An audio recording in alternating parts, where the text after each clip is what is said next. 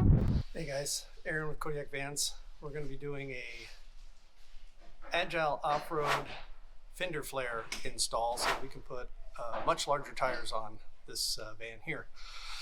It's stock 245 75/16 tires. We're going to be putting on new rims and tires, jumping it up to 265 70/17 with Rhino black rims and BFG KO2s. We could go to a 275, but this is a two-wheel drive model, so there's really no need to go that much more. This will give it sufficient ground clearance to take it off light off-roading. Let's go check it out. All right. So this is what we're replacing, all of this area in here. We're going to be using Agile's off-road version. We selected just the body molding color type to match because we are going to be doing a black matte wrap all the way down, as well as on the hood of the vehicle to kind of give it a little cool factor. Anyway, so we have to take this fender flare off here. We have to do a little bending of a bracket in the back. We have to do some bending of the metal of the underbody, and just some touch-up work. So let's get to it. All right, so before we get started, I just want to let you know we are a production facility, so we do have people running around working, making noise, so please forgive the background noise. But like I said, we're going to be installing these Agile Offroad flares. They'll give us an additional 1.5 inches of clearance, which will allow you to go up to the 275 70/17, which of course these, as I mentioned, are 245 75/16s. Decent wheel and tire package, just want something a little bit more aggressive. So first we just need to remove this piece here, which is about 4 bolts. Got a 10mm nut here.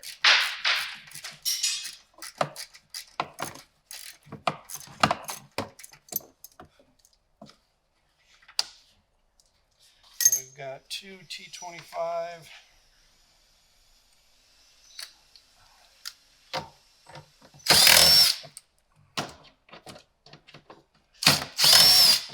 Oh yeah, by the way, I should mention, nice to have a ratchet gun. You got T25s, you have 10mm bolts, you're going to need a plastic pry, you're going to need some tin snips if you have them, a hammer or a bender, which we do have, and then of course they give you a bolt kit as well. Anyway, we've got one more on the bottom back here, which is the 10mm.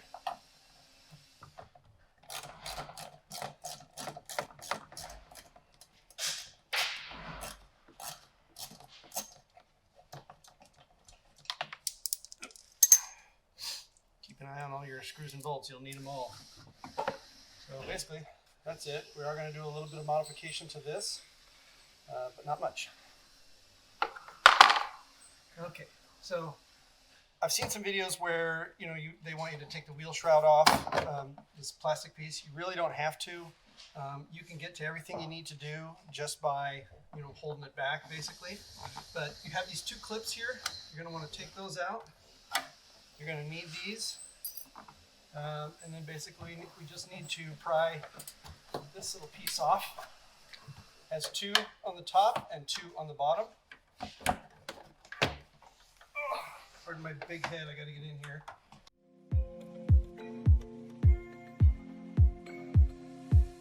There we go.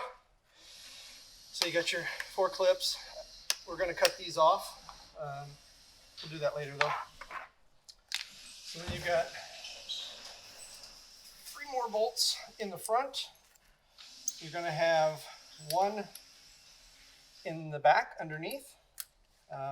And it does have quite a bit of glue on it, so if you have an impact driver, you can kind of muscle your way through it. Otherwise, you might need to cut some of that back.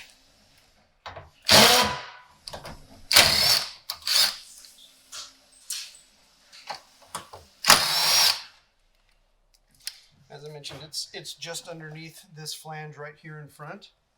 So if you can get to it.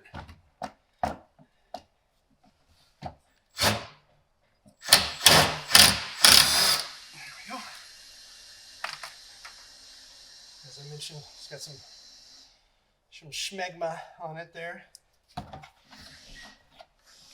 basically that's about it. Wiggle that loose and then pull this down. You're going to have some factory goo in here that holds the bottom. So we need to get a chisel and pry that out of there.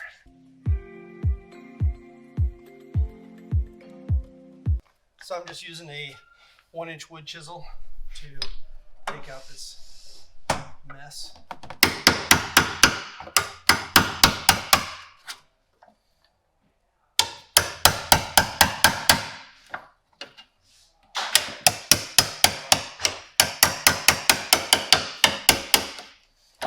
And there you go.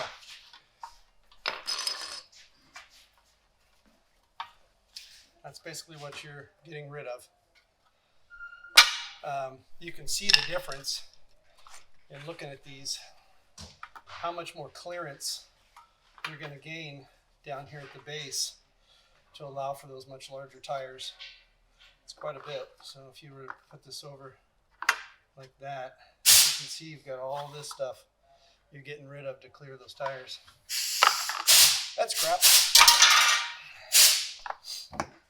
All right, so basically we just need to clean up this down at the bottom so we can reattach our other piece.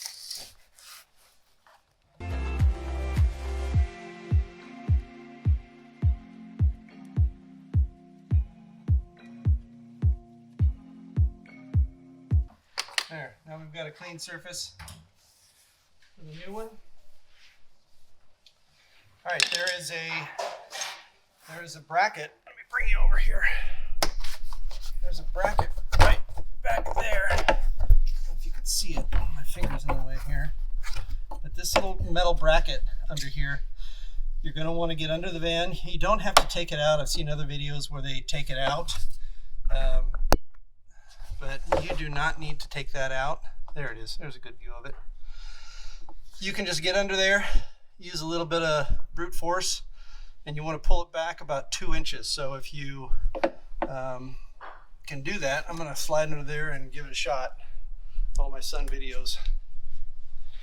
You're going to go get underneath. What room we have left. I can't even get my chest underneath here because of these wheel wells. But you'll need to take the plastic shroud off of it and then basically just bend it back about 2 inches. There, that should do it. That was about, how much was that? Yeah, that's about 2 inches. Damn, that was easy. That was a lot easier than I thought it would be. Didn't hurt myself for nothing. Getting lucky. All right, so there you have it. Our new piece. You're going to want to put those attachments on here because that's where you'll be screwing in the where'd it go? What'd you do with my wheel fender? Black piece? Yeah. The boy picks up stuff and takes it away from me. He's a traitor. So you'll need that for these pieces right here. These 2 bolts will go into this piece just like that. So you got to make sure you have those on there. All right, and then you're going to have this piece on the outside. This is where the drilling comes in. So I'm going to have that pretty much flush like that. And there is a hole that is needed right here. And wouldn't you know it, I don't have a pin. Hold that thought. So we're just going to hold it flush down here with these 2 pins. And we're going to mark where we need our hole. Easy enough. Oops. Drill the right piece.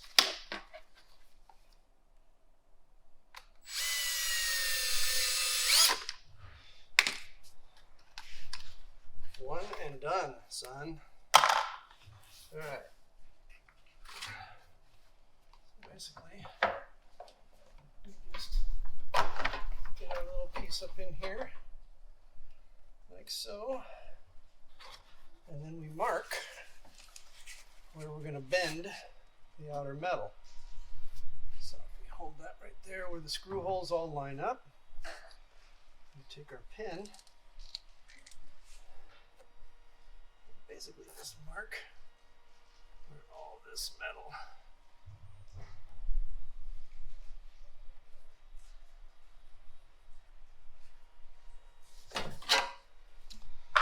this needs to be bent away to accommodate the fender flare.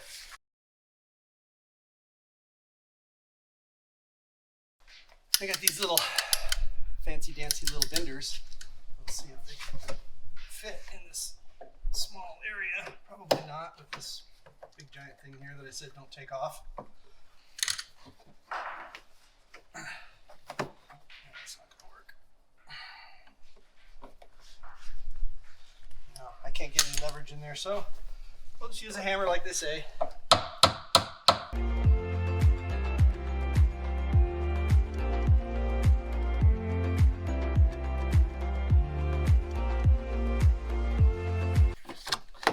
Pretty dang close. All right, and since we're making a mess of the paint, we're going to give that a little splash. We'll try, but I think this can's about had it.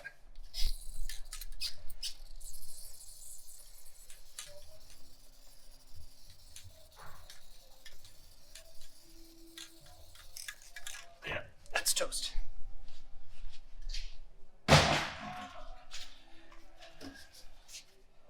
Close enough for the girls we date. All right. Now I get our little piece.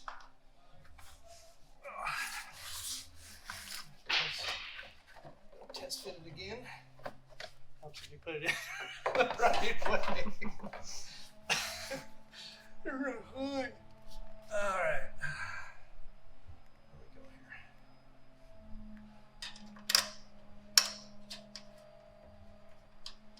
Oh, oops. That's right. I don't think you reuse these ones. I think we have to use their new ones that they gave us. Yes, sir, Bob.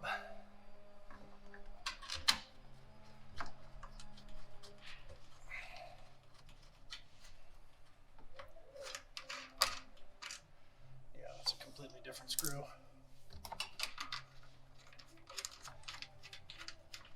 I don't read directions very well. So I'm horrible on a long distance trip. You can back up a little, please. All right. And let's see, where's our... Did they give us one for that, or we just use the old one? There we go.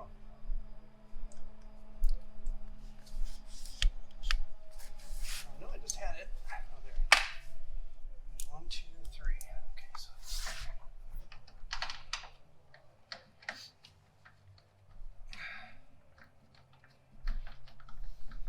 So you reuse one from the factory because it goes into the factory body. So we'll crank that baby down.